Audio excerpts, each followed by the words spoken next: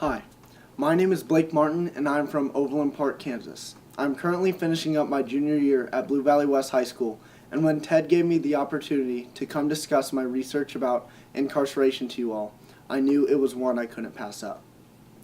In the past year, I have been pursuing further research with incarceration and recidivism rates in Kansas City and assessing the negative impact they have in society. Prior to doing this research, I created an essential question that would ask, are prisons and rehabilitation centers doing enough to prepare inmates for reentry back into society in Kansas City? Now, I stuck with this research question throughout my journey, and my opinions about incarceration have changed immensely. Prior to doing any research, I had the preconceived notion that prisons and rehabilitation centers were ineffectively preparing their inmates for life outside of incarceration. I believed this claim for a good portion of my life, especially after watching Shawshank Redemption, which portrayed the hardships of prisons and how inmates were becoming institutionalized while inside prison. These were not the only reasons I felt that prisons and rehabilitation centers were failing.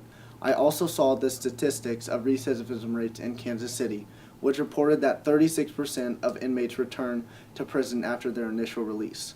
This is a significant amount of inmates who are returning to prison. And after seeing these numbers, I immediately jumped to conclusions and blamed the institution and rehabilitation centers. I stuck with this claim for a while, but then I began to seriously look through the research where I would unfold information that would make me reconsider my initial opinion. Prisons, juvenile justice programs, and parole and other correction programs make up about 5% of Kansas's budget, which is a small portion in comparison to other state-funded programs. Now, after seeing more and more information about the limited funding going to these facilities, my opinion began to shift, and I started to blame prisons and rehabilitation centers much less for the recidivism rates in Kansas City.